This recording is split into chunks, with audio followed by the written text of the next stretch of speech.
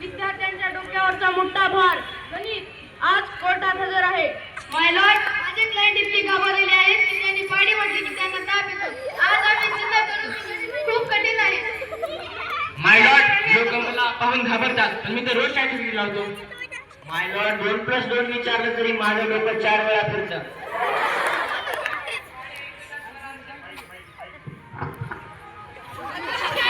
माय Lord, पाणी ऐकताच मला असे वाटते की युट्यूब बंद झाले.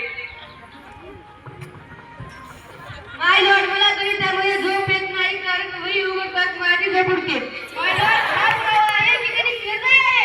माय लॉर्ड, मी निर्दय नाही, मी फक्त हुशार आहे.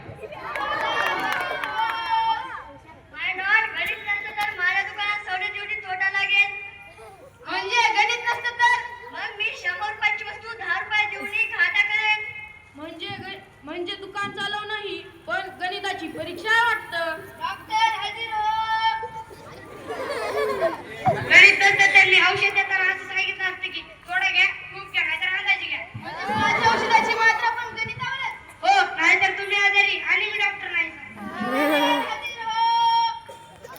गणित नसतं तर पूल असं झालं असतं की चालू नका ऐवजी धावू नका असा बोर्ड लावा लागला असता. म्हणजे गणित नसतं तर आपण सगळेजण जोखीम प्रवास करत असतो. गणित नसतं तर इमारती कोसळल्या असत्या. कर्मचारी हजर हो. एटीएम मध्ये पैसे टाकायला गणित लागतं आणि काढायला पण गणित लागतं आणि पगार कधी संपतो याचं मात्र गणित स्वतःलाच कळत नाही. माय लॉर्ड, मी कुणाला त्रास देत नाही, तरी लोक मला कठीण ठेवतात म्हणून मी रडतो. गेम खेळताना बेरीज करतात, मोबाईल मध्ये ऑनलाईन रिचार्ज करताना टक्केवारी मोजतात, तेव्हा बरं कोणी म्हणत नाही की जड आहे म्हणून. अदालत ठरवत आहे की गणित निर्दोष आहे. खरा गुन्हेगार आहे सराव न करणे आणि भीती बाळगणे. दोष जर कोणाचा असेल तर तो आळशीपणाच आहे.